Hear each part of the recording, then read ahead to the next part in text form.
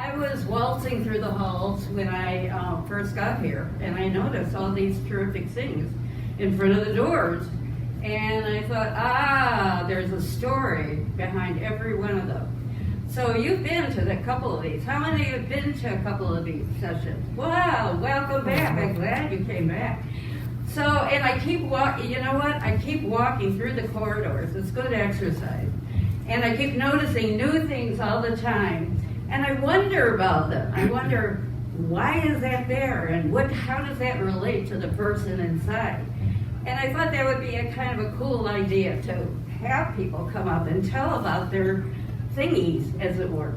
And so it's taken a little while, though, because here comes Willie, woohoo!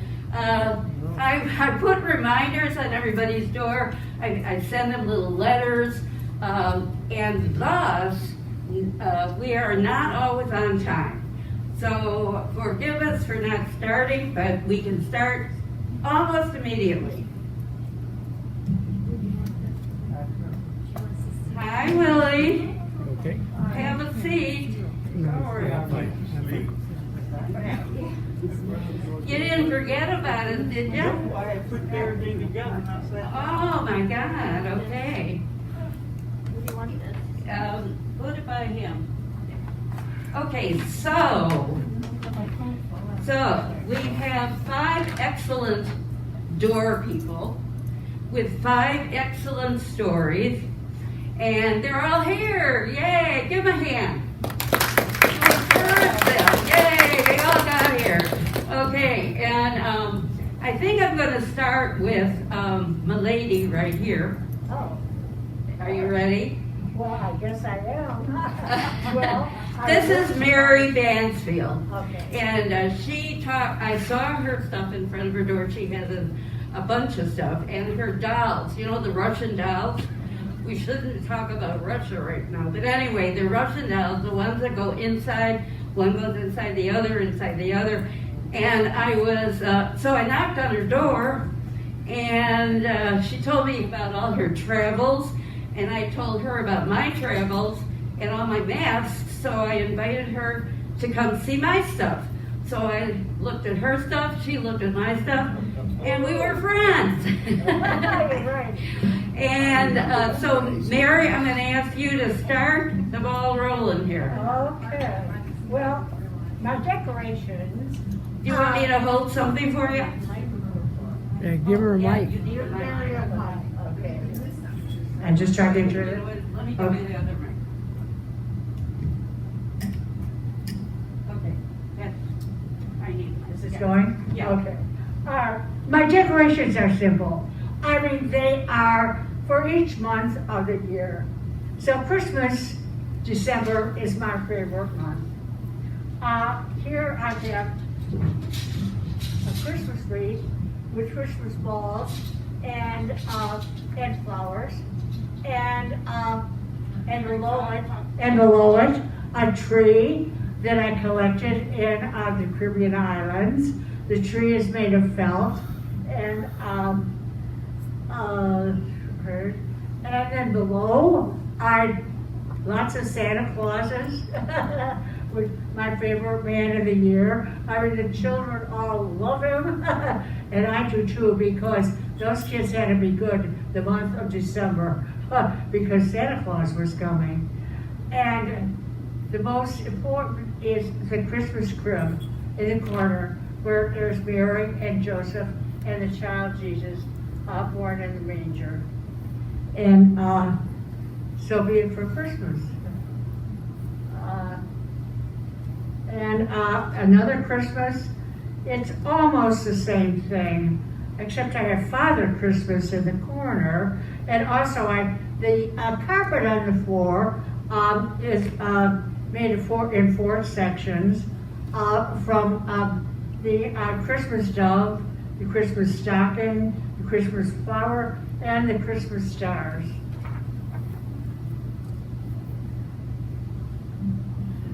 So you do this every year? Yes, I do. Changes it every month.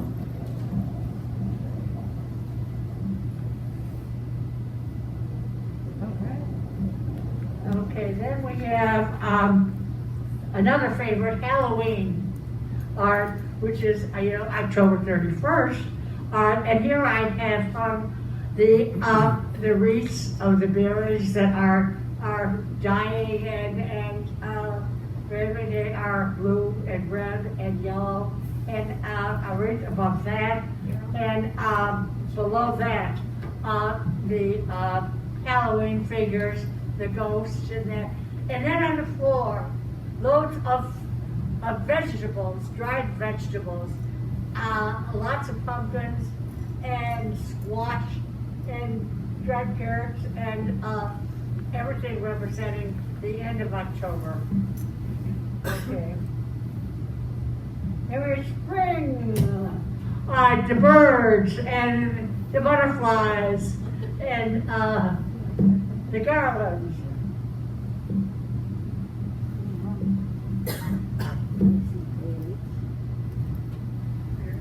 She's been busy. Very busy. Yeah.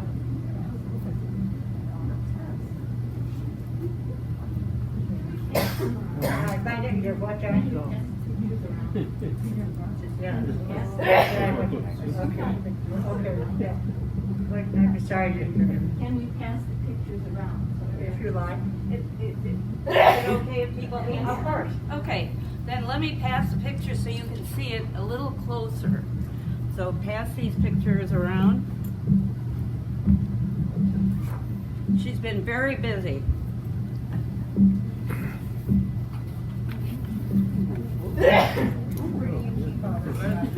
Okay. The next is Easter, another favorite. Okay, my wreath is composed of many eggs, Easter eggs. And down on one side, I have flowers that are made of wood that I picked up in Thailand, and I brought them home on the plane. And I thought, oh my goodness, these 3 flowers. All right, and then on the other side, I have 2 baskets loaded with eggs. Now, each one of these eggs is I found in a different country. And so they were all decorated differently and quite good. And also, on Easter we celebrate, the resurrection of Jesus and his death on the cross several days before. His death on the cross several days before, and I was able to find this crucifix in Peru, which was so unusual. I thought I must have it, and it hangs by my door now. Can you all see from here? Yeah. This is very unique. Yeah. The 4th of July, I found this wreath that is made of wood or simulated wood, red, white, and blue, and the banner below it. I've got flags on the side, and then again my flowers, but again another flag on the side, there are flowers.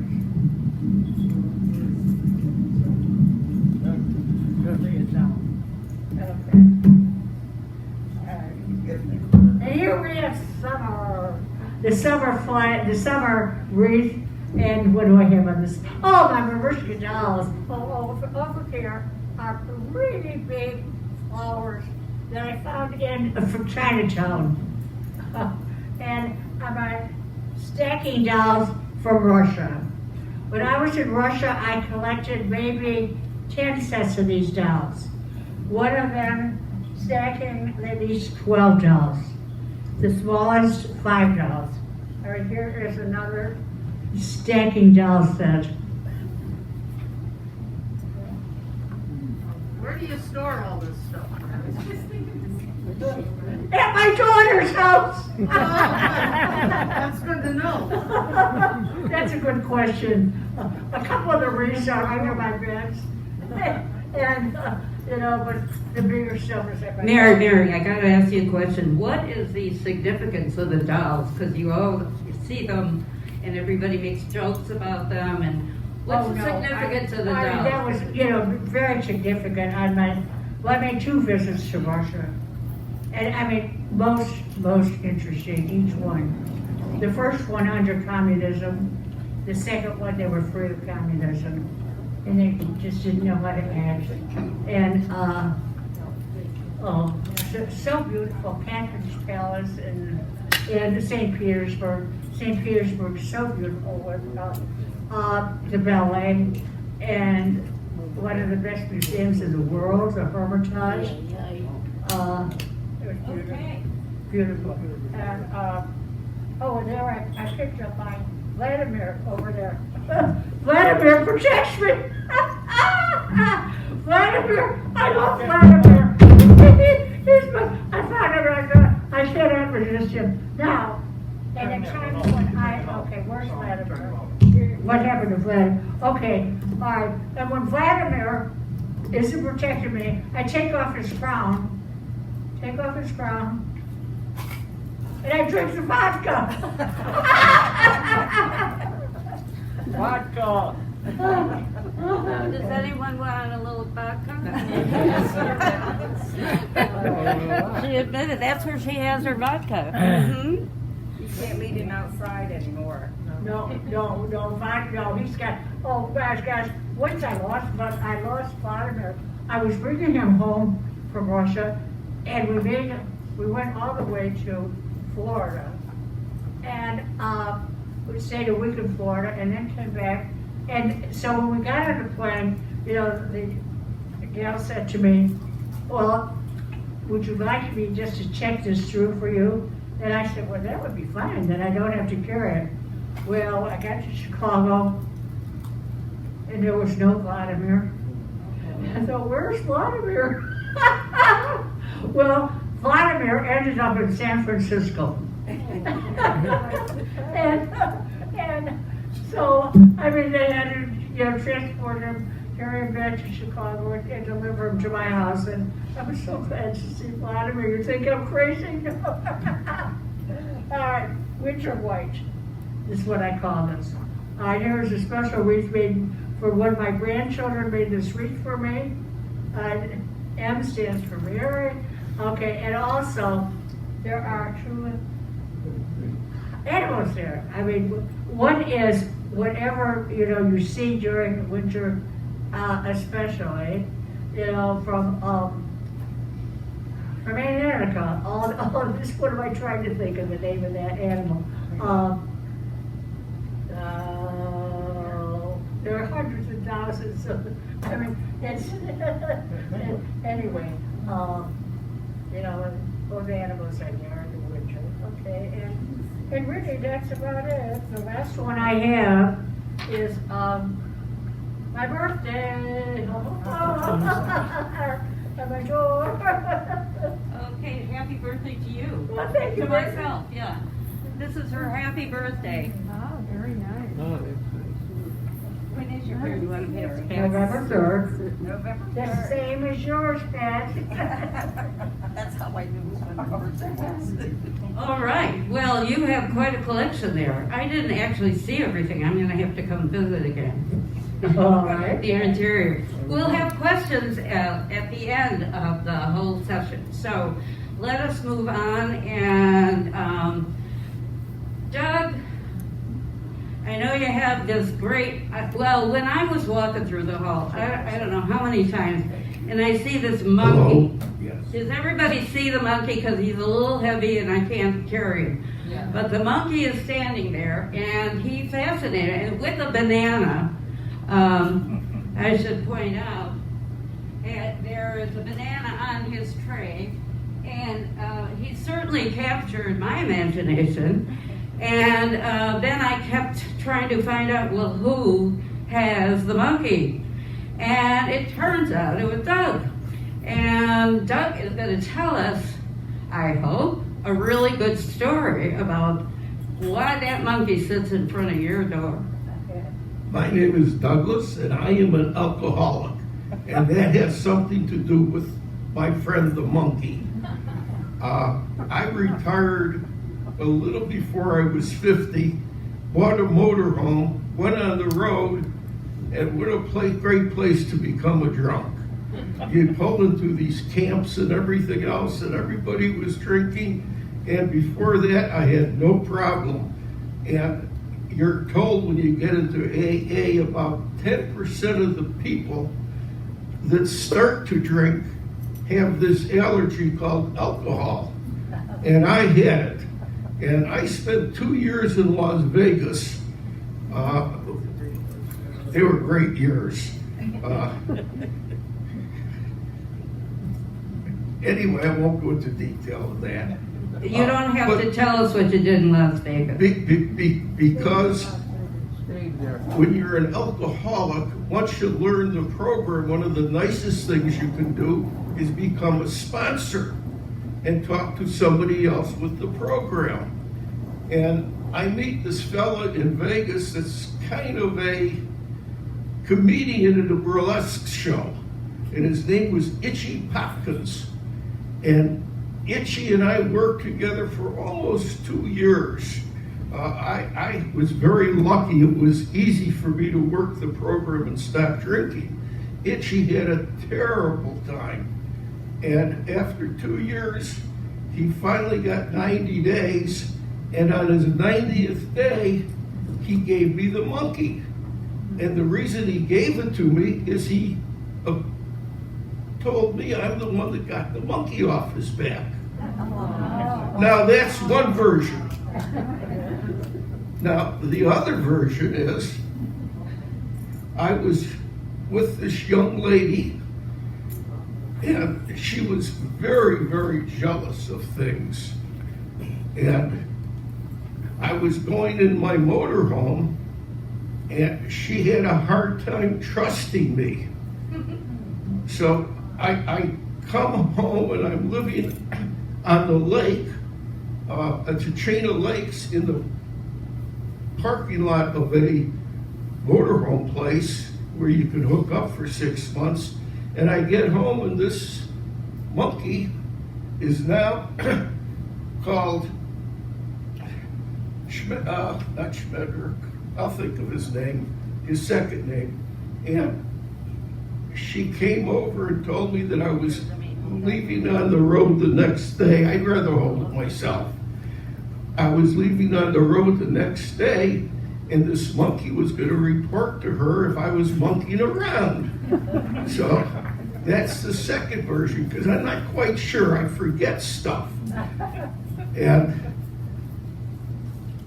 when he became Moishe Pipuk,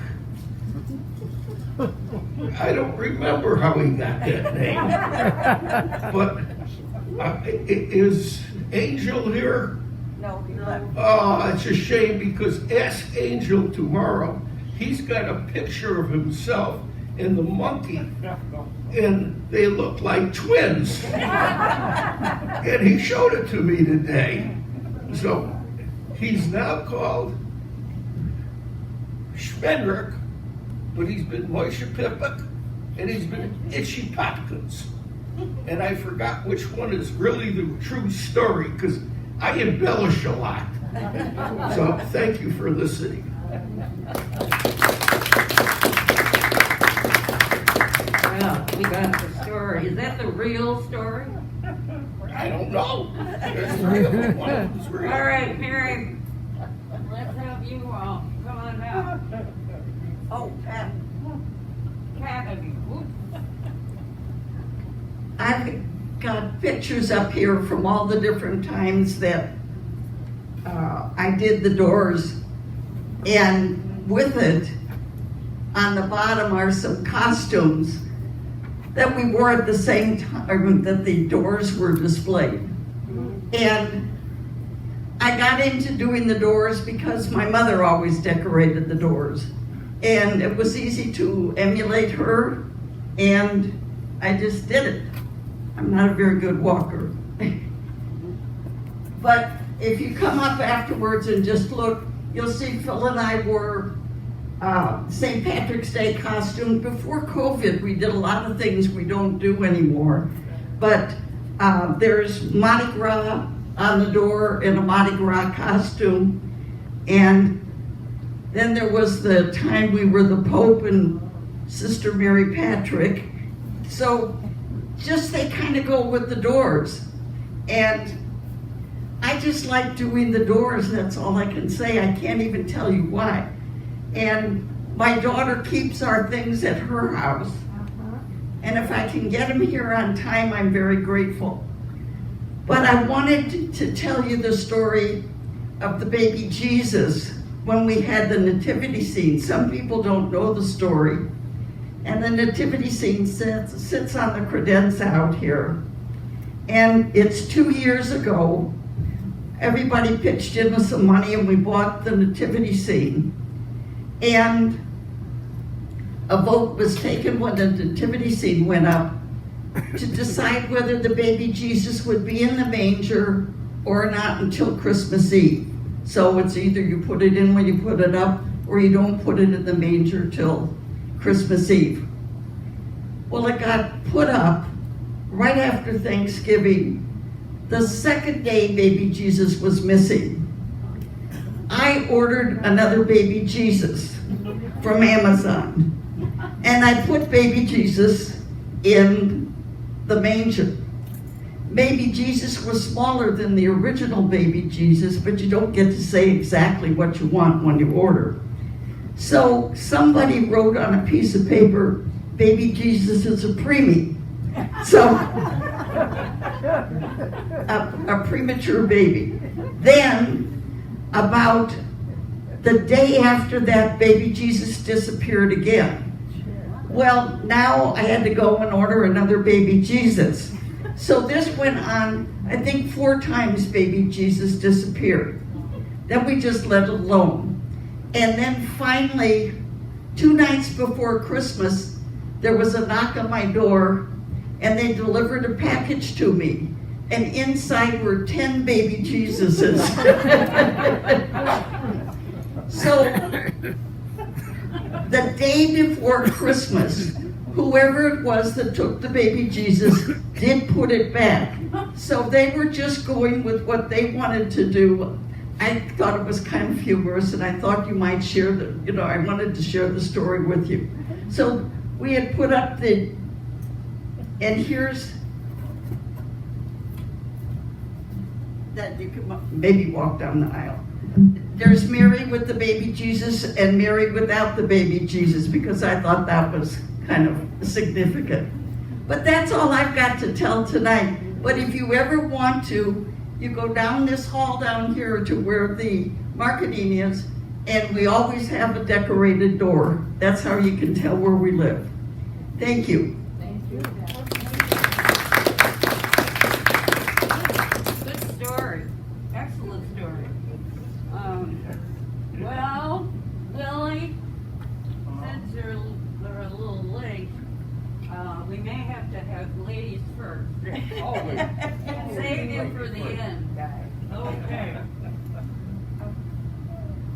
I'm Kate Rubin, and I live across the hall from Pat.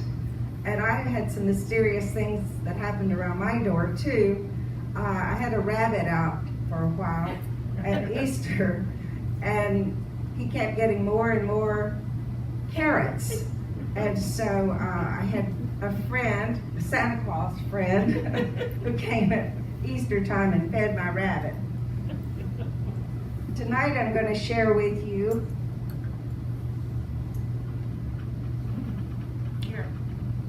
well, you can see it. Why didn't you just roll it around? It's Okay. really easy. Okay.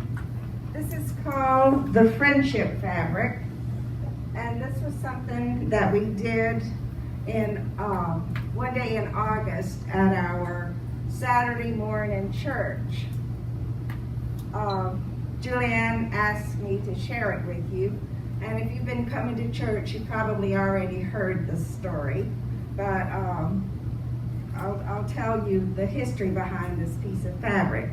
The residents attending the Carrington Community Church on Saturday, August 6th, each selected a yarn to be woven into this friendship fabric. We had a big bowl of yarn, and you could pick your favorite color to put in it. And we had a weaver there during service to weave it. And people could watch as the fabric was formed. And this was a story I gave that day about the fabric. A few years ago, a group of entrepreneurial investors had an idea to construct a building on property in Lincolnwood. This building would house a senior living community. When the construction was completed, they had a building. Even after naming the building the Carrington at Lincolnwood, it was still just a building with a dream. It was not until the residents arrived to live in that building that a community began to form. You might consider that building to be a weaving loom. Those investors set the frame for weaving a fabric of friendship as residents began to move into their building. As you might imagine, the frame with the foundation work alone was rather bland with little life.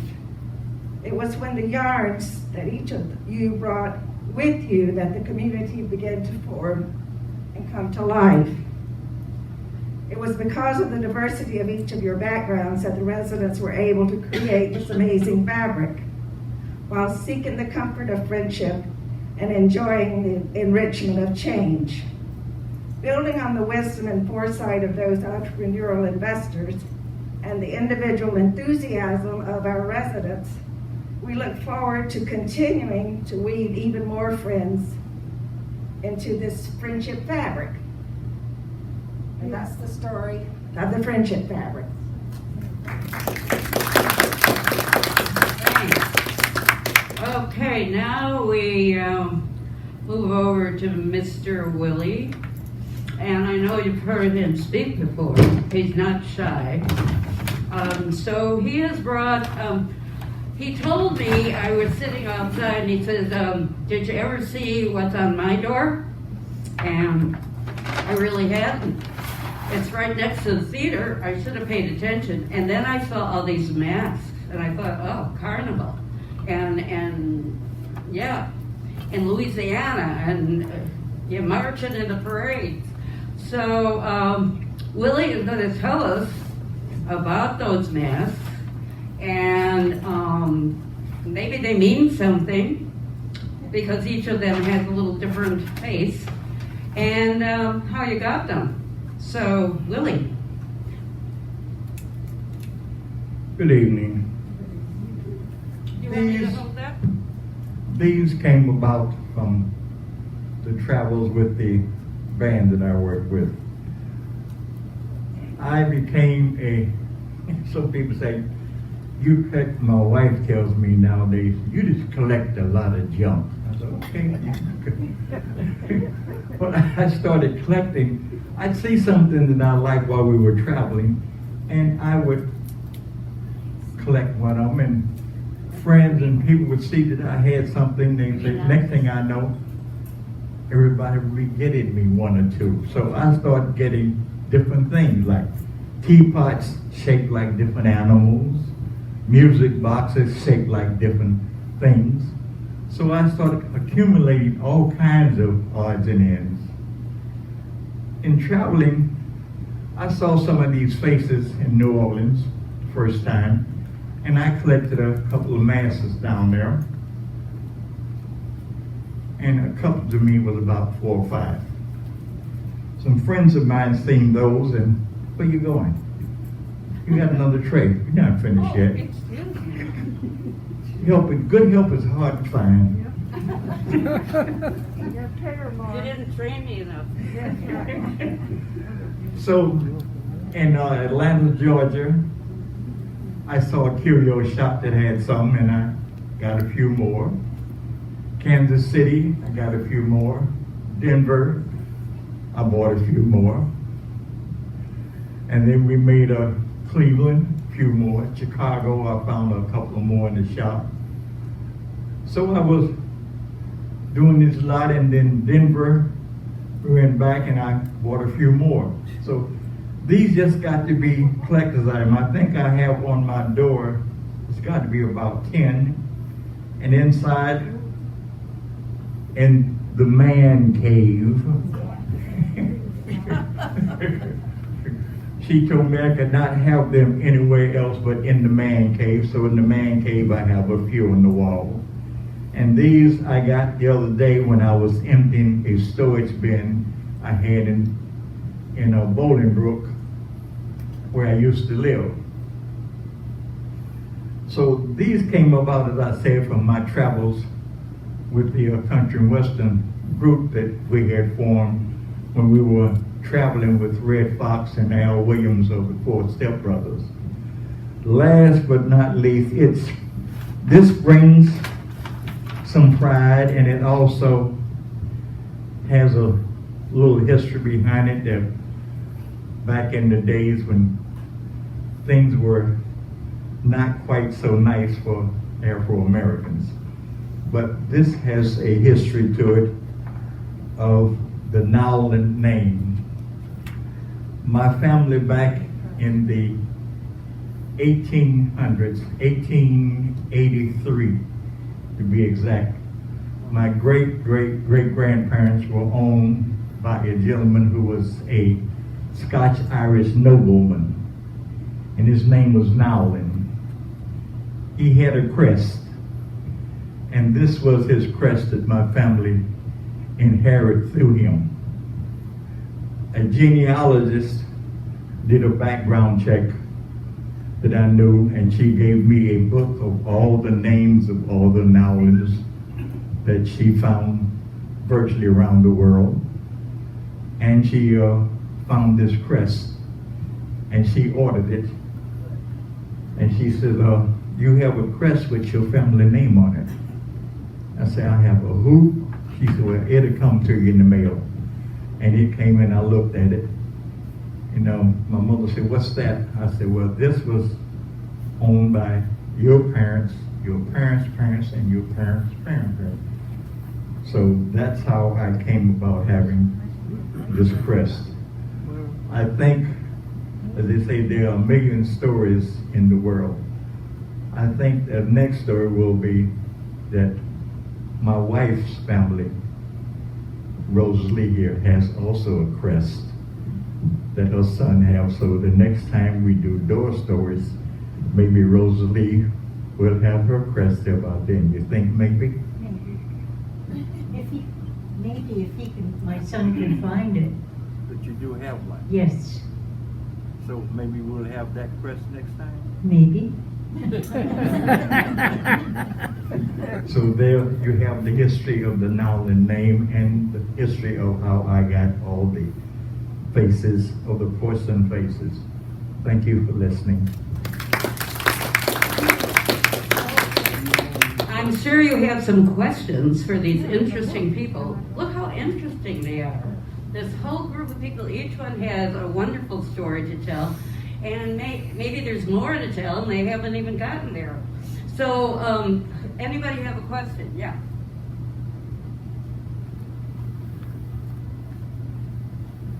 My question is for Mary. And outside of your apartment at Christmas time is a beautiful creche set that is in a small suitcase. It's like you open up the suitcase, and I don't know if it then comes up. I was just wondering if you can remember where you got it. The small suitcase, I just think I collected it here.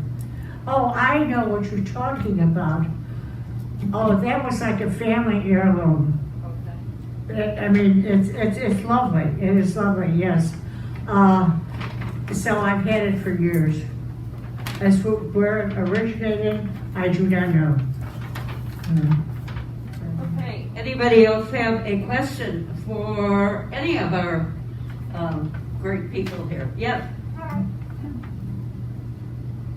I walk by your door every day on the same hall, just a little bit, and I've been admiring those masks on your door, really admiring them, and I wondered where they came from. I mean, the thing that I thought originally was that they were Japanese, because there are masks that are used in the theater, the Japanese theater, but they don't look like the Japanese masks exactly. So could you tell us a little about their history? We want to know where the mask came from.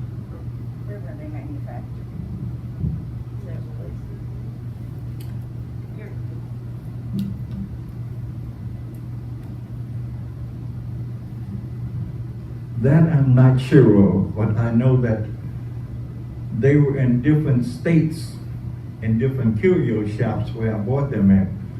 Who painted them? I have the slightest idea who painted them, because there is no markings on the inside of them as to who did it. Okay, they're You- beautiful, and I All right. really love looking at them. That's what She caught my passes attention. by your door all the time and admires them. Yeah, because that's what caught my attention when I seen them in the different places I seen them with different masks and all that, and I seen them and they caught my attention, so that's why I started collecting them. Okay, any other questions for our panel here, our great personalities? I'd like to ask a question. Pat, what was the reaction among people with the disappearance of the baby Jesus? What was the, we know the outcome, but what was the, It created a lot of questions in the building. And I was particularly interested in the people who are Jewish, their background. They wanted to understand. And of course, I just automatically thought that you put the baby Jesus in the manger. But Phil was involved in putting the manger up, and they took a vote. And the vote was to put it in now. So whoever took the baby Jesus went against protocol or what the people wanted. So everybody was surprised and wanted to understand. Phil? Yeah. Bill, you, Yeah.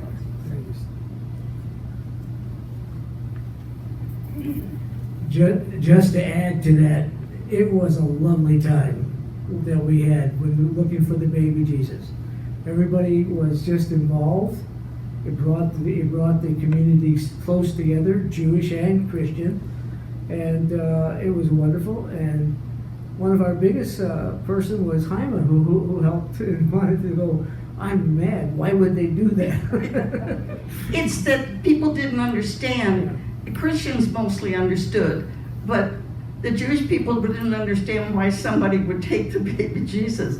And so there was a lot of explaining, and Jaime went around explaining to a lot of people. well, what were some of the explanations? Were they different or were the No, same? once I said to Jaime why it occurred, then she would just say to people why it happened. Well, apparently the baby Jesus was reincarnated then, just so to speak. I have a question. Yes. What did you do with the 10 plus baby Jesus? The baby Jesuses are at my daughter's house and the Christmas stuff. I went looking because I have one little Christmas box and I thought, I think I put them in there. I was going to bring them tonight. But one of them got used in the mangers. The others are all in a box. Good question. I have a question. Oh, you have another response? An interesting question, or explanation about that crucifix. I think it's going around, I don't know what it is. Okay. I had the most difficult time getting this through customs. They thought it was a sword. And it was examined and x-rayed. Okay. Or a gun if you angled it the right direction. Yeah, speaking of going through customs, I had an incident. I was bringing home a planter, and they'd asked me at customs, were there any plants in the planter? And I started to say no, and my partner said, yeah, she had plants in there.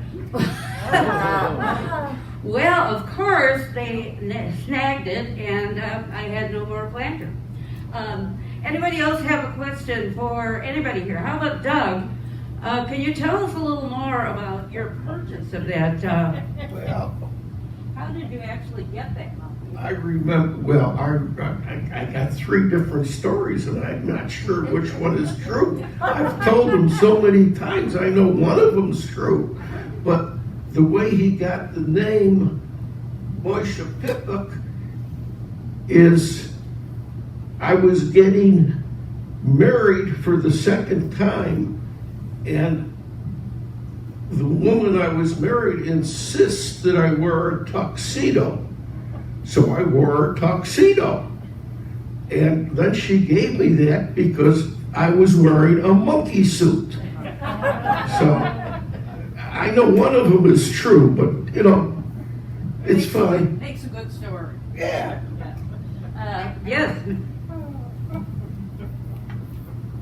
When they were doing this tapestry the day at church, we talked about this representing everybody together, but the loose ends were our individuality, each of us being individuals coming together as the church of the unified people.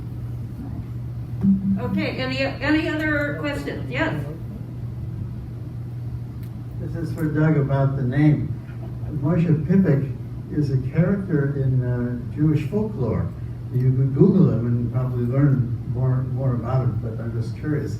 If it sheds any light on the origin of the name. I don't know. All of a sudden, his name was Moshe Pippa. You didn't know Moshe Pippa? Today, when I took him around, because I wanted to show everybody, I took him to memory care.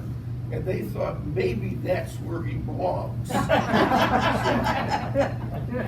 Okay, any other questions of our talented people here? So this is way worth it for me, even though I have to go up and down the corridors. I meet interesting people. I see art that is like folk art, and it's very intriguing to me. Yes, she's telling me to put it up here, and I'm telling you. Anyway, yeah, so if any of you have little things, big things, a wreath around your door, anything like that, anything that is an expression of who you are, please let me know, and we can have another round next month. And so I'm hoping that